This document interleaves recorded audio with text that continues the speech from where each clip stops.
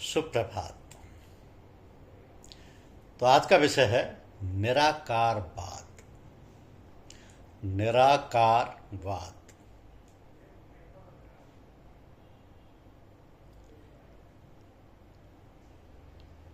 निराकारवाद भी एक योग है, पर क्रियाओं में थोड़ा अंतर है। योग के 3 भेद हैं: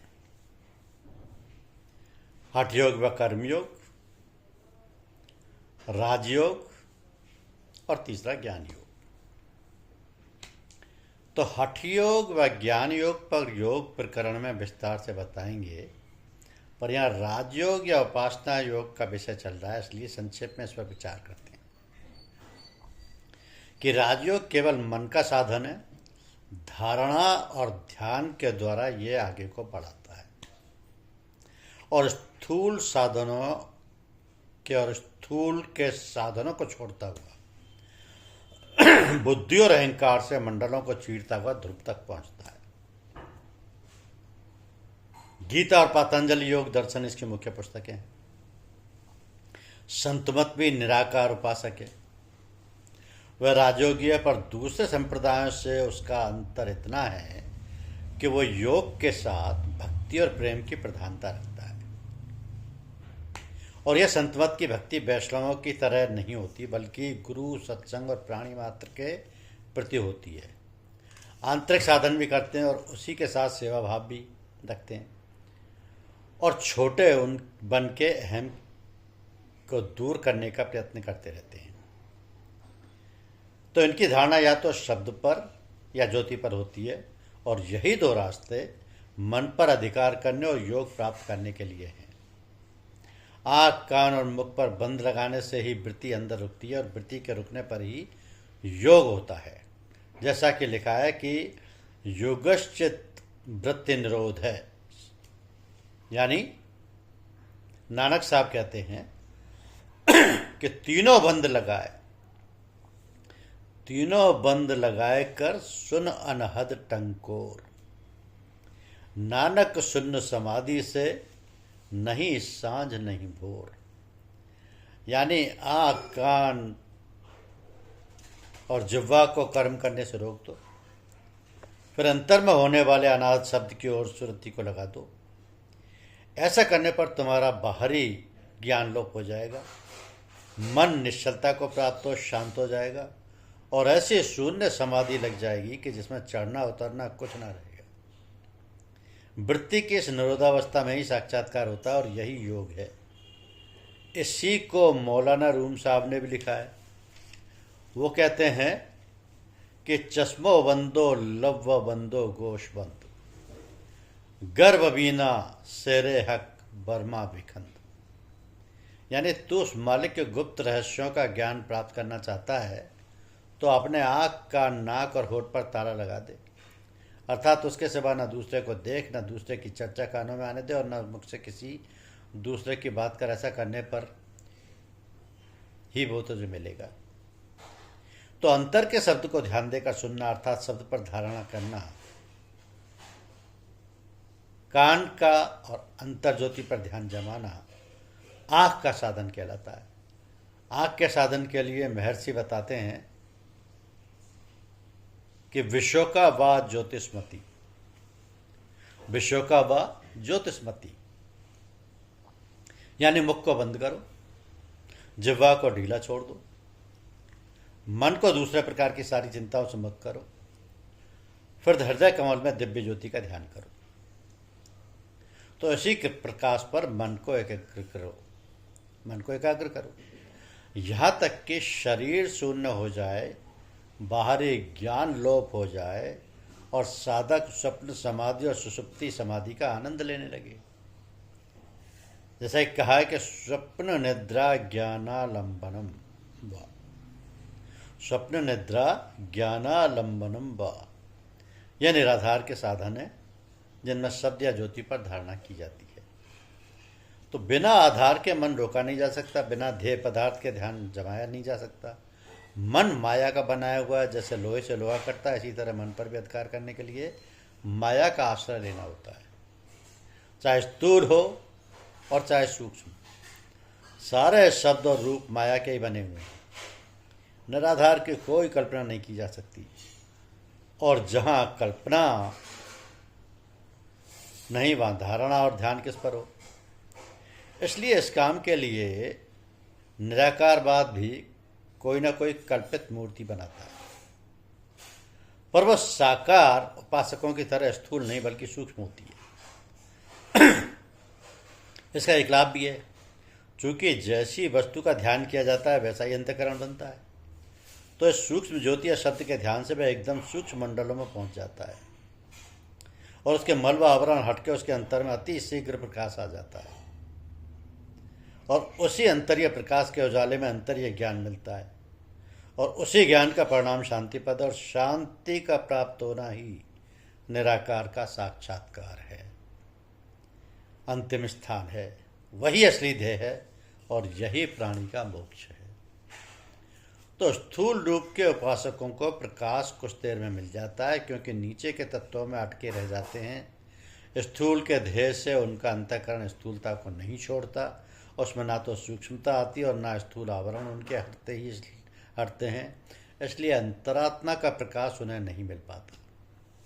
प्रकाश न मिलने से यथार्थ ज्ञान में देरी लगती है। पूर्ण ज्ञान हुए बिना शांति नहीं नसीब होती, यही दोनों का रहस्य है। परंतु सूक्ष्म ध्यान के लिए प्रत्येक मनुष्य सामर्थ्य नहीं रखता। कई साधक ऐसे संस्कार भी लेकर आते हैं कि इस प्रकार और शब्द पर एकदम नहीं जमने देते। ऐसे लोगों के लिए संतों ने यह तरीका निकाला है कि गुरु की स्थूल मूर्ति पर ध्यान जमाओ, पर उसकी मूर्ति का प्रकाश में समझो और उससे प्रकाश की धाराएं खींच के अपने अंदर भरो और उनके द्वारा अपने हृदय को भी प्रकाशवान बनाओ। तो दीपक से दीपक जलाना सरल होता है। महापुरुषों का दीपक जलता रहता है, उनके चिराग रोशन होता है। तुम अपनी सूरत उधर झुकाओ और अपने हृदय का दीपक उनसे छुआ दो, तुम्हें बहुत जल्दी प्रकाश मिल जाएगा। प्रकाश स्वरूप परमात्मा है, वह दिव्य शक्तियों का महान तेज का भंडार है, सूर्यों का सूर्य है। प्रकाशवर्ती रश्मियाँ हर समय उससे निकला करती हैं। जो मनुष्य उससे संबंधित होकर उन किरणों को अपने अंदर लेता है और भरता है, वही शक्तिशाली और ज्ञानी बन जाता है। तो दुनिया वाले उसी को महापुरुष मानते हैं। उससे प्रकाश की धारा लेते रहना और अपने अंदर भरते रहना, यही साधक का कर्तव्य है और यही सबसे ऊंचा मुख्य साधन है। और कुछ ना करो, जैसे भी बने उससे संबंध जोड़कर उसकी शक्तियों को खींच खींच के अपने अंदर भरते चलो। इसी के द्वारा ज्ञान, शांति और मोक्ष सभी कुछ मिल जाएगा। तो उपनिषद कहती है कि जुष्टम यदा पश्यन्त्य यन्मीष्य समस्य महिमा निमित्ति बीत शोक। अर्थात जब मनुष्य ईश्वर से जुड़कर उसकी महान लीला का साक्षात करता है, तभी शोक रहित होकर शांति को प्राप्त करता है। इसलिए उससे जुड़ना, अपनी सूरती को उसके चरणों में लगा देना एवं उसकी आनंदमयी धाराओं को अपने अंदर लेते रहना शांति प्राप्त करने का मुख्य साधन है। परंतु सीधा उसी से संबंध जोड़कर उसकी तेजोमयी किरणों को खींचना कठिन पड़ता है, क्योंकि सम्मुख समीप में कोई वस्तु दिखाई नहीं देती जिससे संबंध जोड़ा जाए। इसके लिए यह उपाय सुगम पड़ता है कि अपने गुरु से जो सामने स्थूल रूप में विराजमान है, सूरती की धार लगाई जाए और उसके द्वारा परमात्मा से संबंध जोड़ा जाए और उसके द्वारा ही प्रकाश की किरणों को अपने अंदर लिया जाए। इसमें सुगमता भी रहती है और लाभ भी जल्दी मिल जाता है। तो यह रूप का साधन हुआ। आगे शब्द का ध्यान बताते हैं कि शब्द उपासना क्या है। कि जब साधक कानों को बाहर से रोककर अंतर के शब्द सुनने की कोशिश करता है, तो उसे अनेकों प्रकार के दिव्य शब्द सुनने को मिलते हैं। ये शरीर में भीतर हर समय होते रहते हैं। कुछ ऐसे हैं जो कंठ से नीचे के स्थानों में सुनाई देते हैं। तो इनका नाम योग की भाषा में वर्णात्मक है। ये केवल हठयोग की क्रिया करने वालों और नीचे के स्थूल चक्रों को भेदने वालों को ही सुनाई देते हैं। राजयोगी इनको नहीं सुनता। वह भ्रकटी दोनों भावों के बीच में आज्ञा चक्कर से ऊपर चलता है। इसकी धारणा मस्तिष्क के शब्दों में होती है। जिसको अनहद शब्द के नाम से पुकारा जाता है। आध्यात्म योगी इससे भी ऊपर आत्मा के स्थान को लक्ष्य बनाता है। उसके लिए अनाहद भी नीचे रह जाते हैं। वह ध्वन्यात्मक शब्द प्रणव को सुनता है। तो इस प्रकार शब्द अभ्यास से वर्णात्मक, अनाहत और ध्वन्यात्मक के 3 प्रकार के शब्द सुनने को मिलते हैं। इनमें से किसी पर धारणा करना शब्द योग कहलाता है। धारणा करते करते जब शब्द का समीपत्व होता है तब उसी ध्यान मग्न अवस्था का नाम शब्द उपासना है। यह कान का साधन है, फल दोनों का एक ही है। मन को एकाग्र करके निरोधावस्था में लाना है। यह काम रूप से भी हो सकता है और शब्द से भी हो सकता है। तो जैसी अपनी रुचि या जैसा गुरु से उपदेश मिला हो, श्रद्धा और विश्वास के साथ करना चाहिए और इससे आगे बढ़ना चाहिए। यह भी होता है कि एक ही समय में शब्द भी कान में आता है और रूप भी चक्षु में भासता है, मगर वह कुछ आगे चलकर होता है, प्रारंभिक अवस्था में नहीं होता। यदि दोनों ही चीज़ें एक साथ आने लगें तो और भी अच्छा है। इनमें एक विशेष आनंद रहता है। हमारे यहाँ ना तो वर्णात्मक से कोई मतलब रखते हैं और ना ही अनाहत में साधकों को अटकाते हैं। हम तो अगर किसी को शब्दयोग पर लगाते हैं तो उसे सीधा ध्रुव के शब्द प्रणव की ओर ले जाते हैं और उसी पर धारणा कराते हैं, क्योंकि अंत में यहाँ सबको पहुँचना होता है। और फिर समय नीचे के स्थानों में क्यों नष्ट किया जाए।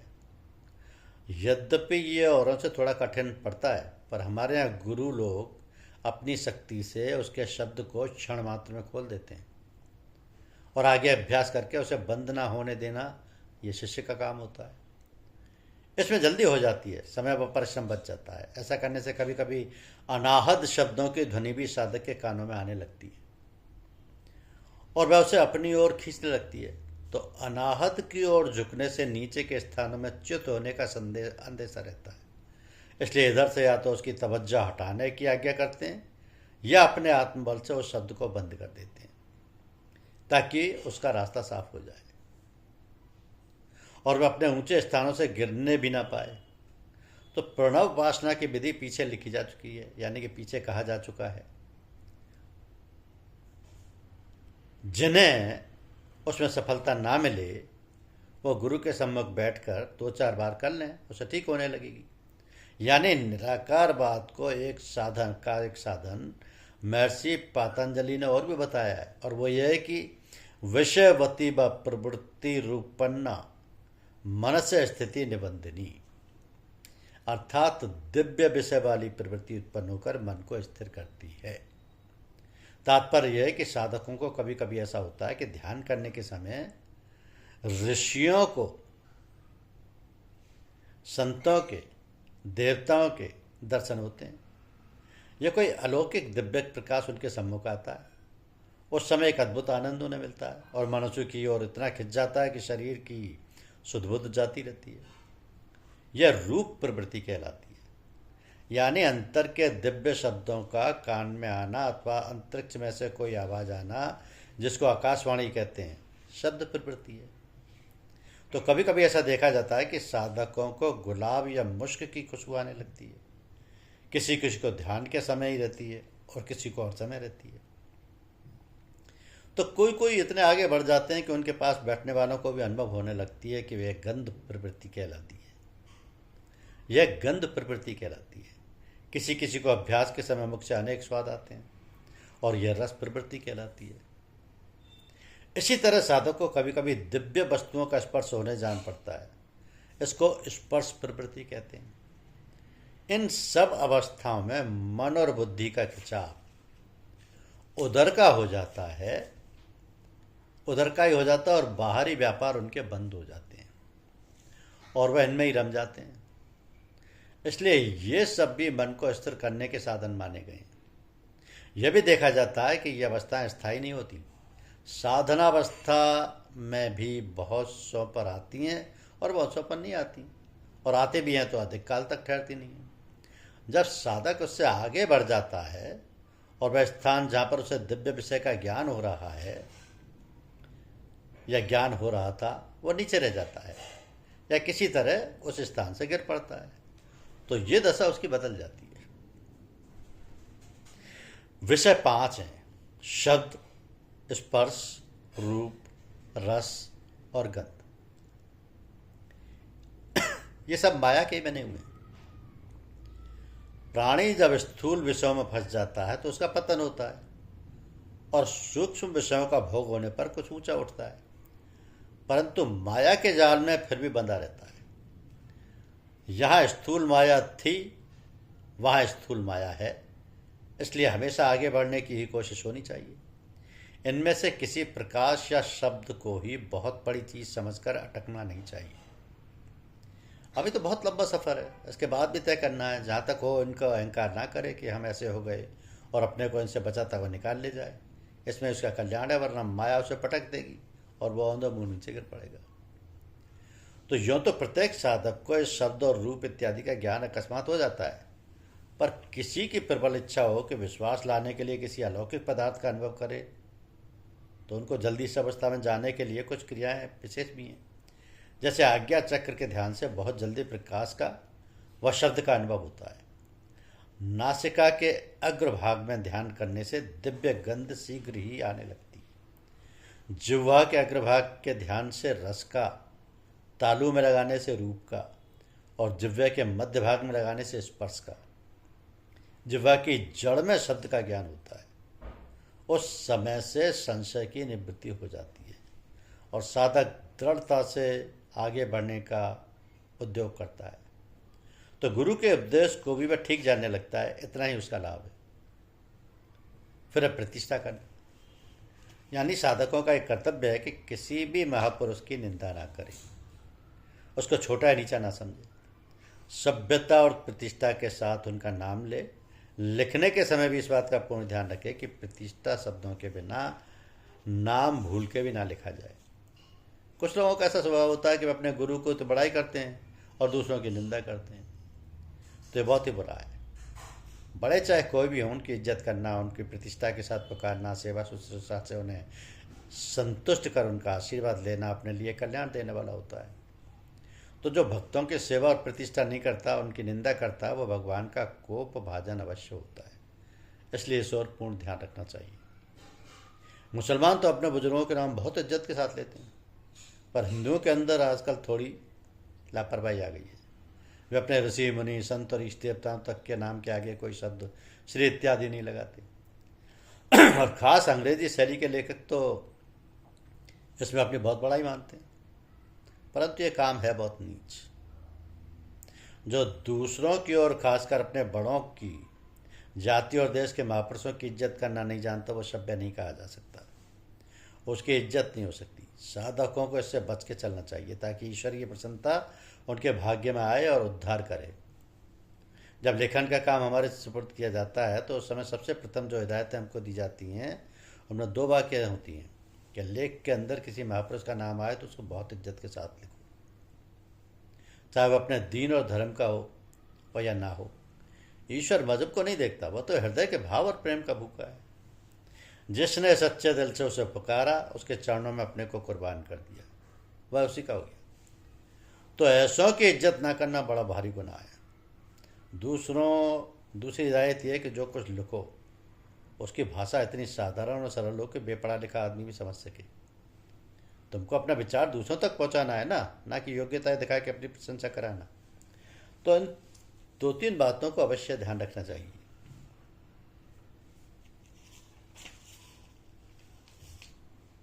शंका लाजमी नहीं, शंका जो है ये लाजमी नहीं है कि साधना की निचली शिक्षा या कर्मकांड की शिक्षा देने वाले गुरु भी निचले ही हों।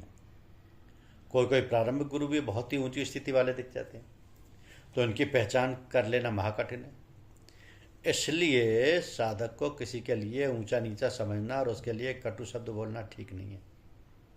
हाँ, जहाँ बनावट और धोखा हो, वह गुर्राई के वस्तुओं पर जाल फैला हुआ हो, जहाँ ठगियाई के सिवा अध्यात्म की कोई वस्तु ना हो, उसका भंडा फोड़ने और लोगों को उस धोखे से बचाने के लिए वे कर्तव्य समझ के कोई भी उपयोग कर सकता है। कैसे ही शब्द उस पाखंडी और बनावटी गुरु के लिए बोल सकता है, इसमें दोष नहीं है, लेकिन इसमें भी नियत लोक कल्याण की हो। जहाँ अपने निजी स्वार्थ का कोई भाव तुम्हारे अंदर रहेगा, वहाँ ये शुभ काम भी पाप बन जाएगा। तो इसको ऐसे समझना चाहिए कि किसी महापुरुष को निचली प्रारंभिक शिक्षा पर तैनात करे, चाहे वो ऊंची पर वह सब प्रकार के अधिकार में है। इससे उस महात्मा की योग्यता में कोई अंतर नहीं आता। उसे तो काम करना है। ऊंच नीच अच्छा है बुरा देखने का अधिकार सेवक को नहीं होता। मालिक ने जिस ड्यूटी पर लगा दिया, जिस काम को करने का हुक्म दे दिया, उसी को पूरा करना है, उसी पर तन मन से लगे रहना है। तो इसमें छोटे बड़े का कोई विचार नहीं है, केवल गुरु या ईश्वर की आज्ञा का पालन करना है। गुरु को अहंकार और ममता से बचते हुए चलना चाहिए। भगवान का काम है, उन्हीं की शक्ति उसके अंदर उतर के अपना काम कर रही है। फिर ऐसा समझ लेना कि मैं कर रहा हूँ, मेरा ये सब काम है, अज्ञान और भ्रम है। तो जो गुरु प्रभु का काम समझ के अपना कर्तव्य निष्काम भाव से करते हैं, उन्हीं का कल्याण होता है, उसी पर प्रेम और दया होती है, उसी की उन्नति होती है।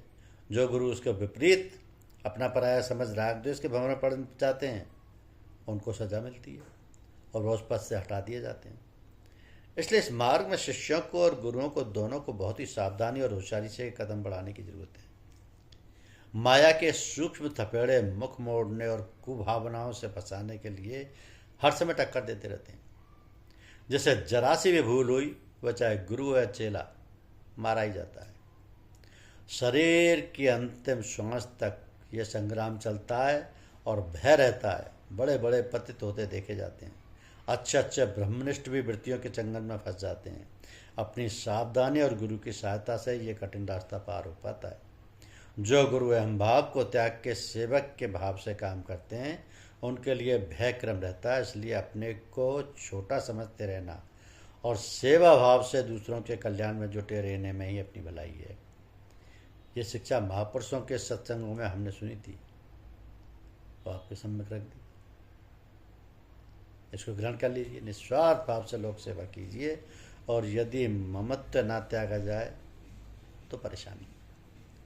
इसलिए गुरु की हर आज्ञा शिरोधार्य होती है, क्योंकि निराकारवाद में गुरु का ही रोल सबसे ज़्यादा है, और गुरु की ही जो पथ प्रदर्शक हैं, उन्हीं का जो मार्गदर्शन है वही श्रेष्ठ है, उसी को अपनाएं। धन्यवाद, शुक्रिया।